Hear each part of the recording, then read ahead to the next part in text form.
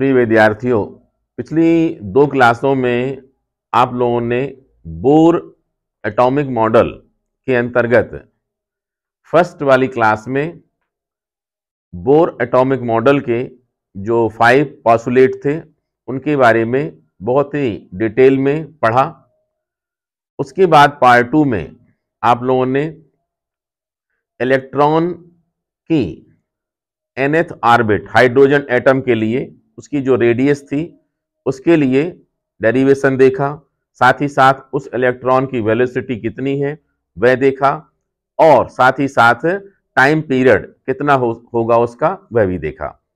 उम्मीद है दोनों ही क्लास की तैयारी आपने अच्छे से कर ली होगी। एग्जाम में अगर पूछा जाता है तो आप ठीक ठीक ढंग से लिख पाएंगे। आज की इस क्लास में हम हाइड्रोजन एटम में जो इलेक्ट्रॉन है वह अपनी nth ऑर्बिट में nवीं कक्षा में रिवॉल्व हो रहा है, घूम रहा है, तो उस इलेक्ट्रॉन की टोटल एनर्जी कितनी होगी इसके लिए हम एक फार्मूला निकालेंगे। अगर इलेक्ट्रॉन एटम के अंदर रिवॉल्व हो रहा है तो आप कॉमन सेंस से सोचिए, वहां पर हम 2 बातें सोच सकते हैं। फर्स्ट होगी इलेक्ट्रॉन में मोशन है, और अगर मोशन है तो उसमें काइनेटिक एनर्जी जरूर होगी। इसका मतलब क्या है, हमें सबसे पहले इलेक्ट्रॉन की काइनेटिक एनर्जी कैलकुलेट करनी चाहिए। सेकंड, इलेक्ट्रॉन जहां भी है वह किसी न किसी पोजीशन में तो है, फ्री तो नहीं है वहां पर, वह कहीं ना कहीं न्यूक्लियस के सहारे बॉन्डिंग में है वो। इस वजह से भी उसकी खास पोजीशन के हिसाब से उसमें एक पोटेंशियल एनर्जी होगी, जिसे हिंदी में हम स्थितिज ऊर्जा भी कहते हैं। इस प्रकार से इलेक्ट्रॉन में हमें 2 प्रकार की एनर्जी ढूंढनी चाहिए। सबसे पहले हमें निकालनी चाहिए काइनेटिक एनर्जी, और उसके बाद निकालना चाहिए पोटेंशियल एनर्जी। ये दोनों ही एनर्जी हम निकाल लेते हैं, इनका सम करेंगे तो टोटल एनर्जी हमको मिल जाएगी। और इनको निकालते समय हमें इन बातों का ध्यान रखना होगा कि बोर का एटॉमिक मॉडल अपने 5 पॉइंट्स में वह हमको कौन कौन सी बातें कहता है, उनका अगर हम इसमें यूज कर पाएंगे तो बेहतर होगा, तभी हम इनके फार्मूले अच्छे ढंग से निकाल पाएंगे। तो शुरू करते हैं। सबसे पहले हम इलेक्ट्रॉन की क्या निकालेंगे, काइनेटिक एनर्जी। ठीक है,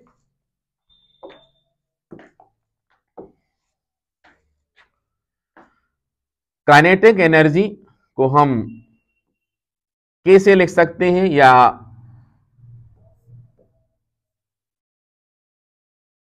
KE भी लिख सकते हैं। कितनी होती है, ½ mv²। ये क्या है, काइनेटिक एनर्जी। अब अगर ये काइनेटिक एनर्जी है तो हमें चाहिए mv² की वैल्यू, और mv² की वैल्यू हम कहां से ढूंढें। अगर बोर के मॉडल में कोई पॉइंट हमें मिल रहा हो जिसमें mv² आता हो, तो आपको याद आना चाहिए सबसे लास्ट पॉइंट क्या कहता है कि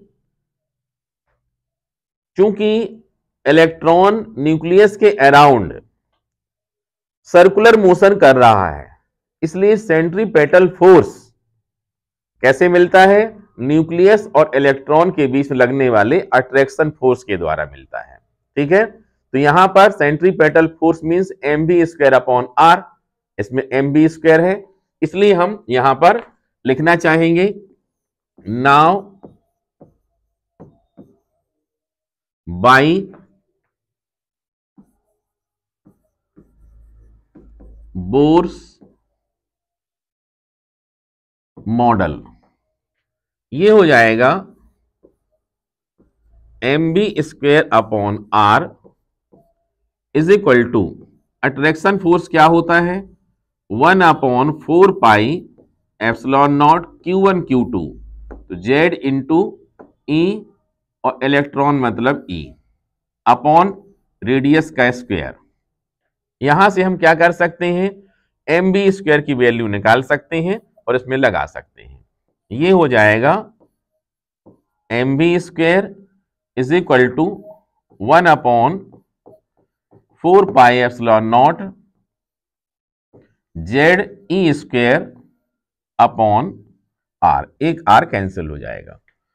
हाँ, अगर आपको एक साथ पूरे डेरिवेशन निकालेंगे, जो कि एग्जाम में एक साथ पूछे नहीं जाते हैं, अगर पूछे जाते हैं आपको पूरा करना एक साथ में, तो ये वाला दोबारा स्टेप लिखने की जरूरत नहीं है। ये r वाला जब फार्मूला निकाल रहे थे उसमें भी ये लाइन लिखी गई थी, तो वहां से इक्वेशन नंबर जो भी यूज किया गया था उसका रेफरेंस दे करके इसमें आप mv² की वैल्यू पुट कर सकते हैं। क्लियर है? तो अब यहां पर हम लिखेंगे from equation first and second, क्या आ जाएगा? देखिए k is equal to half mv² मतलब सामने लिखा हुआ है ये 1/4πε0 ZE² अपॉन r। ये है इक्वेशन नंबर 3 और रियल में यही हो जाएगा हमारा क्या? काइनेटिक एनर्जी के लिए फार्मूला, सिर्फ काइनेटिक एनर्जी के लिए लिख रही है। ठीक है, अब हमें निकालना होगा पोटेंशियल एनर्जी। ठीक है, नाउ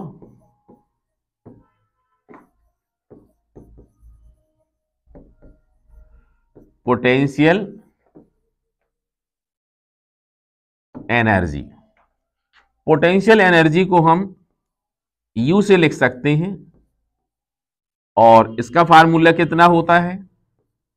1/4πε0 Q1 Q2, Q1 बोला तो ZE, Q2 बोला गया तो E, और अपॉन कितना होता है? R।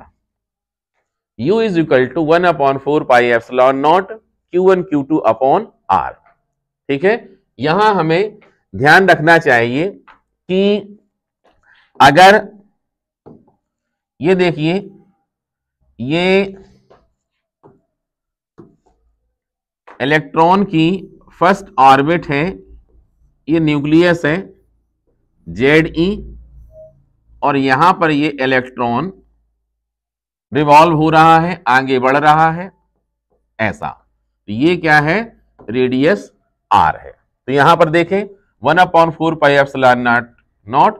अब ये क्या है? Q1 मतलब ये हो जाएगा और Q2 मतलब ये हो जाएगा, Q1 Q2, जैसे हमने यहां पर भी लिखा था Q1 Q2। ठीक है, ये बात क्लियर रखनी चाहिए। अब इसके बाद इसको हम दे देते हैं इक्वेशन नंबर 4। अगला स्टेप भी लिख सकते थे ZE² करके। अब हम क्या करेंगे? टोटल एनर्जी लिखेंगे। टोटल एनर्जी मतलब कितनी हो जाएगी? ये हो जाएगी K प्लस U। अगर आपको याद रखना है कि पोटेंशियल एनर्जी का फार्मूला क्या रहेगा, तो वो हम लिख सकते हैं U इज इक्वल टू 1/4πε0 और ZE² अपॉन R। ठीक है, ये आप लोग अच्छे ढंग से देख सकते हैं। ये देखिए, अगर दोनों फार्मूले ध्यान से देखे जाएं तो इसमें क्या है? 1/4πε0 ZE² अपॉन R, और इसमें भी वही है, सिर्फ ये है हाफ और ये क्या है? फुल। यहां पर एक बात और ध्यान रखनी चाहिए हमें, और वह बात कौन सी है?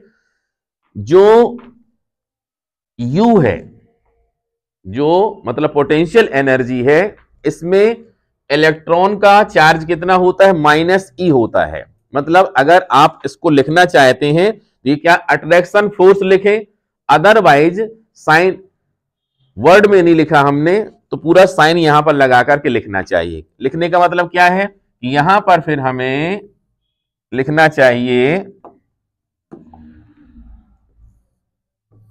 -E इलेक्ट्रॉन के लिए। ठीक है, मतलब अगर पोटेंशियल एनर्जी कैसी है? माइनस में है, जो इलेक्ट्रॉन न्यूक्लियस के अराउंड रिवॉल्व होता है तो जितनी भी एनर्जी इलेक्ट्रॉन की होती सब की सब वो माइनस में ही होती है। जैसे अगर कैलकुलेट करेंगे अभी तो निकाल के देखेंगे कितनी वैल्यू आती है। जो फर्स्ट ऑर्बिट होगा वहां पर जो एनर्जी होगी वो सबसे क्या होगी, मिनिमम होगी, सबसे कम होगी। ऊपर जाएंगे एनर्जी क्या होगी, इंक्रीज होगी। लेकिन नेगेटिव साइन के हिसाब से देखें तो न्यूमेरिक वैल्यू नेगेटिव साइन के साथ में बढ़ती चली जाएगी। ठीक है, आगे चल के अभी निकालेंगे हम। तो कितना होगा, फर्स्ट वाले के लिए आएगा -13.6 इलेक्ट्रॉन वोल्ट। आगे और निकालेंगे हम -3.4 इलेक्ट्रॉन वोल्ट, अब टू आगे और भी निकलेंगी। तो यहां पर जो भी पोटेंशियल एनर्जी होगी वो कैसी होगी, नेगेटिव साइन के साथ में होगी। ठीक है, इस बात को अच्छे से ध्यान रखेंगे। जबकि काइनेटिक एनर्जी हमेशा किस में होगी, पॉजिटिव में ही होगी। तो अब आगे देखते हैं टोटल एनर्जी के लिए। नाउ टोटल एनर्जी,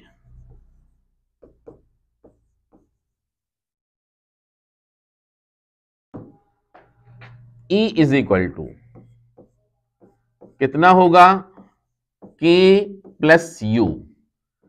K की वैल्यू कितनी है, 1/4 pi epsilon naught Z E square upon R plus, अब प्लस U की वैल्यू माइनस में इसलिए माइनस लिख देते हैं, 1/4 pi epsilon naught Z E square upon R। ठीक है, काइनेटिक एनर्जी 1/2 छूट गया है ये। ठीक है, अब इसके बाद कॉमन निकाले, इसमें कॉमन क्या निकलेगा, 1/4 pi epsilon naught Z E square upon R। यहां कितना आएगा, 1/2 -1। ठीक है, 1/2 -1 मतलब -1/2, -1/2 1/4 pi epsilon naught Z E square upon R। इसको हम इक्वेशन नंबर 5 मान लेते हैं। ठीक है, ये आ गया nth ऑर्बिट, मतलब nवीं कक्षा में nवीं ऑर्बिट में इलेक्ट्रॉन की क्या टोटल एनर्जी। ठीक है, ये भी एक फार्मूला है जो आप लोगों को याद रखना चाहिए। किसके हिसाब से, न्यूमेरिकल के हिसाब से। न्यूमेरिकल में कई फॉर्म में फार्मूले यूज हो जाते हैं, इसलिए आप लोगों को इन बातों का अच्छे ढंग से ध्यान रखना चाहिए। ये देखिए, अब हमारे पास यहां पर ये फार्मूला जो आया है ये R की टर्म में आया है, मतलब इसमें क्या आया है, ये R आया है। अगर हम R की वैल्यू पहले निकाल चुके हैं तो R की वैल्यू यहां हम लगाना चाहेंगे। R की वैल्यू लगाएंगे तो एक और फॉर्म में यह टोटल एनर्जी आ जाएगी। इसको हम चाहें तो टोटल एनर्जी nth ऑर्बिट की है तो En भी ले सकते हैं। ठीक है, तो यहां पर लिख देंगे बट, और बताएंगे R की वैल्यू कितनी होती है। R की वैल्यू कितनी होती है, epsilon not n square h square upon pi m Z E square. Equation number 6 बोल सकते हैं। ये वाली वैल्यू पुट कर दें। ठीक है, तो यहां पर लिखेंगे फ्रॉम इक्वेशन 5 एंड 6। तो कितना आ जाएगा, देखिए ये आ जाएगा En is equal to -1/2 1/4 pi epsilon naught Z E square upon R। R मतलब कितना है, वही पूरा लगाएं, Z N square H square upon pi M Z E square. ये देखिए, इसमें कुछ कटने की पॉसिबिलिटी दिख नहीं रही है यहां पर। ठीक है, तो पाई कट कैंसिल हो सकता है, लेकिन हम इसको पूरा इसकी वैल्यू 9 इंटू 10 पावर 9 होती है, यूज करने के हिसाब से रोक सकते हैं उसको। ठीक है, तो आगे देखें, यहां पर आ जाएगा ये -1/2, ऊपर ले जाएं और इसको पहले लिख दें 1/4 पाई, और इसको 2 को भी एडजस्टमेंट कर सकते हैं हम। ये देखें, ये पूरा शुरू में यही लिख देते हैं 1/4 पाई एप्सिलॉन नॉट, और ये आ जाएगा ऊपर चला जाएगा, कितना हो जाएगा देखिए पाई एम, और ये हो जाएगा जेड स्क्वायर, ई स्क्वायर कितना हो जाएगा e की पावर 4। हो गया, पूरा कंप्लीट हुआ। और 2 को इसके साथ एडजस्ट कर देते हैं, 2 एप्सिलॉन नॉट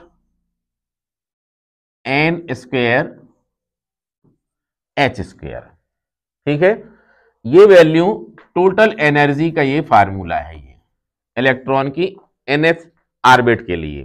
ठीक है, और ये फाइनल फार्मूला होगा।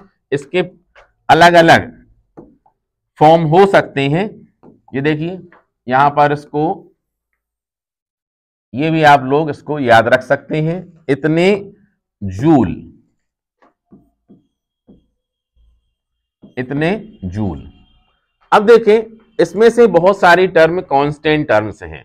वो कांस्टेंट टर्म्स हैं, हम क्या कर सकते हैं, उनकी वैल्यूज लिख सकते हैं। यहां पर m की वैल्यू, इसकी वैल्यू लिख सकते हैं। देखिए इसकी वैल्यू 9 इंटू 10 पावर 9 है। यहां पर पाई की वैल्यू 3.14 लिख सकते हैं। m मास ऑफ इलेक्ट्रॉन है 9.1 इंटू 10 पावर -31 किलोग्राम होता है, और ये इलेक्ट्रॉनिक चार्ज है 1.6 इंटू 10 पावर -19 कूलाम होता है। और एप्सिलॉन नॉट की वैल्यू पता होती है 8.85 इंटू 10 पावर -12 होती है, और एच प्लांक कांस्टेंट है 6.62 into 10 power -34 joule into second. सब वैल्यू लगा लें अपन और कैलकुलेट कर दें, या फिर इनमें एक और कांस्टेंट की एंट्री करते हैं। वो कांस्टेंट क्या होगा, जरा देखिए ध्यान से। यहां पर हम लिख सकते हैं En is equal to minus कितना RCH अपॉन n स्क्वायर। ये लो RCH कितना, RCH क्या आ गया, ये देखिए। और ये भी, उसमें भी ये वैल्यू किस में होगी, ये होगी इलेक्ट्रॉन वोल्ट में। ध्यान देंगे, ये जो वैल्यू है किसमें है, जूल में है। अगर इसमें हम 1.6 इंटू 10 पावर -19 जूल से इसको डिवाइड कर दें, तो वैल्यू जूल वाली किस में कन्वर्ट हो जाती है, इलेक्ट्रॉन वोल्ट में। तो फाइनली इसमें हम डिवाइड करेंगे जब, तो ये वैल्यू किस में आ जाएगी, इलेक्ट्रॉन वोल्ट में आ जाएगी। ठीक है, अब यहां पर जो R आया है, तो R की एंट्री क्या है, यहां हम बताएंगे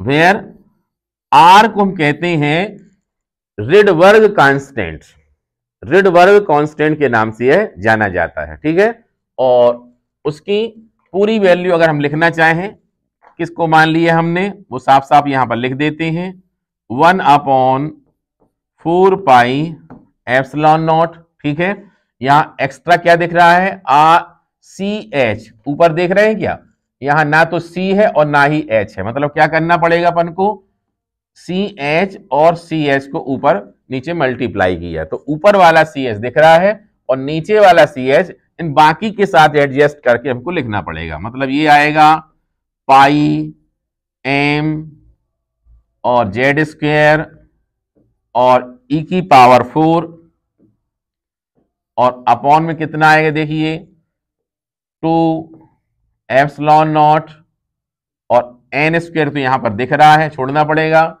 और यहां पर आ जाएगा C और H क्यूब, क्योंकि H स्क्वायर और ये H कितना हो जाएगा मिलकर के क्यूब। मतलब रेडबर्ग कांस्टेंट की वैल्यू ये होती है। ठीक है, और चाहे तो वैसा करके लिख लो 8 पाई से पाई कैंसिल कर दो। ठीक है, ये सब वैल्यू कैंसिल कर सकते। लिखा क्यों है हमने, क्योंकि आप चाहें तो निकालने के लिए आसानी से निकाल सके। ये वैल्यू लगा दें 9 इंटू 10 पावर 9, सभी वैल्यूज यहां पर क्या कर सकते हैं, आप लगा सकते हैं। ठीक है, और निकाल सकते हैं। अदरवाइज सिर्फ आर की वैल्यू लिखनी है तो यहाँ पाई से पाई को कट कर दें, फिर इसके बाद जो वैल्यू बचती है वो बाकी वैल्यू रेडबर्ग कांस्टेंट की कहलाएगी। इसकी वैल्यू कितनी होती है पूरी लगाएंगे जब हम, तो ये आता है 1.1 इंटू 10 पावर 7 मीटर का इनवर्स। अगर हम आर की वैल्यू यहां लगा दें, और सी क्या है, velocity of light in air or vacuum, that means 3 into 10 power 8 metre per second. ठीक है, तो सी की वैल्यू लगा दें 3 into 10 power 8 metre per second, और प्लैंक कांस्टेंट की वैल्यू भी लगा दें वही 6.62 इंटू 10 पावर माइनस 34। ये वैल्यू जब हम पुट करेंगे तो फिर ई एन की वैल्यू कितनी आ जाएगी, ये वैल्यू आ जाएगी -13.6 अपॉन एन स्क्वायर। ये वैल्यू इतनी आएगी। देखिए ये वैल्यू हमें इतने इलेक्ट्रॉन वोल्ट मिलेगी। ये देखिए E N is equal to -13.6 N square. जरा ध्यान से देखें, टोटल एनर्जी नेगेटिव में आ रही है। ठीक है, टोटल एनर्जी नेगेटिव में आ रही है। अब थोड़ा सा एन की वैल्यू लगा के चेक करें, ये टोटल एनर्जी किस प्रकार से वेरिएट होती है, आपको और ज्यादा क्लियर हो जाएगा। आगे बढ़ के देखते हैं। देखिए ये निकाला हमने E N is equal to -13.6 upon N square electron volt. अगर हम n इज इक्वल टू 1 लगाएंगे तो ये आ जाएगा E1 is equal to -13.6 electron volt. n is equal to 2 लगाएंगे तो E2 is equal to -13.6 upon 2 square means 4। ठीक है, और इसको फिर हम कट करेंगे तो पूरी वैल्यू आ जाएगी 3.4 इलेक्ट्रॉन वोल्ट। ठीक है, इसी प्रकार से हम और भी n इज इक्वल टू 3, 4, 5 लेके लगा सकते हैं। ठीक है, जो नील बोर का कॉन्सेप्ट था n इज इक्वल टू 1 का मतलब था k, n is equal to 2, 3, 4 मतलब k, l, m, n up to, इससे सीक्वेंस में नील बोर ने अपनी बात बोली थी। यहां पर हम 1, 2, 3 लेकर के कैलकुलेट कर रहे हैं। मतलब n इज इक्वल टू 1 का मतलब है k, ठीक है, 2 का मतलब है l। ठीक है, मतलब जो k सेल है, n सेल है, और आगे आगे भी जो जाएंगे उनके नाम 3, 4 अप टू जाएंगे। यहां जरा ध्यान से देखें, हम देखते हैं कि 13.6 से ज्यादा, 13.6 से कम है 3.4, लेकिन साइन कौन सा लगा हुआ, नेगेटिव। तो देखा जाए टोटल -13.6 से ज्यादा कौन कहलाएगा, -3.4 कहलाएगा। मतलब इससे ज्यादा एनर्जी ये है। ठीक है, इससे ज्यादा 3 में होगी और उससे भी ज्यादा 4 में होगी। इसका मतलब क्या है कि न्यूक्लियस के चारों तरफ, ऐसा समझ सकते हैं इसको। देखें, ये देखिए, इसको हम ऐसा समझ सकते हैं। ये देखें,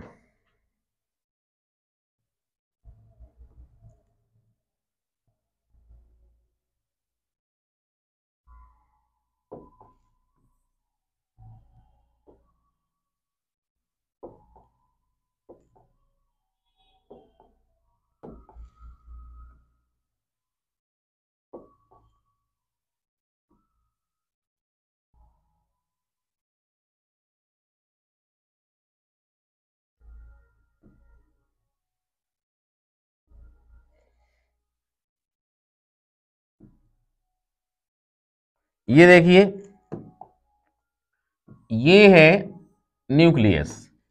अब ये n इज इक्वल टू 1 है, तो इसके लिए क्या होगा, E1 is equal to -13.6 electron volt. ठीक है। इसके लिए सेकेंड वाले के लिए E2 इज इक्वल टू होगा -3.4 इलेक्ट्रॉन वोल्ट। ठीक है। इसी प्रकार से E3 के लिए, मतलब ज्यों ज्यों हम इससे दूर जाएंगे, बाहर की तरफ जाएंगे, तो इलेक्ट्रॉन की एनर्जी क्या होती जाएगी, बढ़ती जाएगी, मतलब लेवल क्या होते जाएंगे, बढ़ते जाएंगे। इसलिए कहा जाता है कि न्यूक्लियस से दूर जाने पर जो एनर्जी लेवल है वो क्या होते हैं, इंक्रीज होते जाते हैं। ठीक है। अगर एटम को बाहर से एनर्जी दी जाती है तो इलेक्ट्रॉन वो एनर्जी ले करके अपनी जो स्टेशनरी ऑर्बिट है उसको छोड़ करके वो उसका प्रमोशन हो जाता है, मतलब ऊपर चला जाता है, और बहुत ही अल्प समय में 10⁻⁻8 सेकेंड में ही वह अपनी इसमें ओरिजिनल स्टेशनरी ऑर्बिट में वापस लौट आता है। और जब आता है तो फिर उसमें जो एनर्जी का डिफरेंस होता है वह हमें इलेक्ट्रोमैग्नेटिक रेडिएशन के फॉर्म में, मींस फोटॉन के फॉर्म में हमको मिलता है। ठीक है। तो इस प्रकार से ये nth ऑर्बिट में इलेक्ट्रॉन की खासतौर से किसके लिए है, हाइड्रोजन एटम के लिए है, टोटल एनर्जी का फार्मूला था जिसको आप लोगों ने देखा। अब अगली क्लास में हम इसके आगे की बात करेंगे, जिसमें हाइड्रोजन स्पेक्ट्रम के बारे में बात करेंगे। उसमें बहुत सारी जो सीरीज होती हैं उनके बारे में पढ़ेंगे, डिटेल में पढ़ेंगे। ठीक है। इस क्वेश्चन को आप अच्छे से समझें और बार बार देखें और इसके बाद इसका अभ्यास करें, एग्जाम के लिए इंपॉर्टेंट है। आज के लिए इतना ही।